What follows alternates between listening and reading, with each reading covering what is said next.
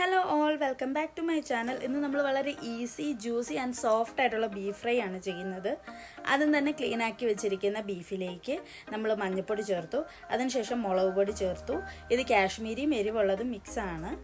അതിനുശേഷം കുരുമുളക് പൊടി, ഗരം മസാല ചേർത്തു. ഗരം മസാലയിൽ ഞാൻ ജിഞ്ചർ ആൻഡ് ഗാർലിക് പൗഡർ ചേർത്തിട്ടുണ്ട്. നിങ്ങൾക്ക് പേസ്റ്റ് വേണമെങ്കിൽ ചേർക്കാം.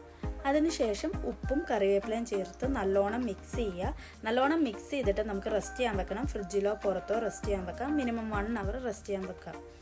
അത് കഴിഞ്ഞ് നമുക്ക് പാൻ ചൂടാക്കി അതിലേക്ക് ബീഫ് ഡയറക്റ്റായിട്ട് ആഡ് ചെയ്ത് കൊടുക്കാം. ബീഫിൽ നമ്മൾ ഓയിലോ വാട്ടറോ ഒന്നും ആഡ് ചെയ്യുന്നില്ല. ബീഫിൻ്റെ വാട്ടർ തന്നെ ഇറങ്ങി അതിലാണ് കുക്കാവുന്നത്. കുക്കായി വരുന്ന ഒരു സമയത്ത് നമുക്ക് ചില്ലി ഫ്ലേക്സ് പല സ്റ്റെപ്പായിട്ട് ആഡ് ചെയ്ത് കൊടുക്കാം. നിങ്ങൾക്ക് ഓയിൽ വേണമെങ്കിൽ ലേശം ആഡ് ചെയ്യാവുന്നതാണ്, കുഴപ്പമില്ല. നല്ലോണം മിക്സ് ചെയ്തെടുക്കുക.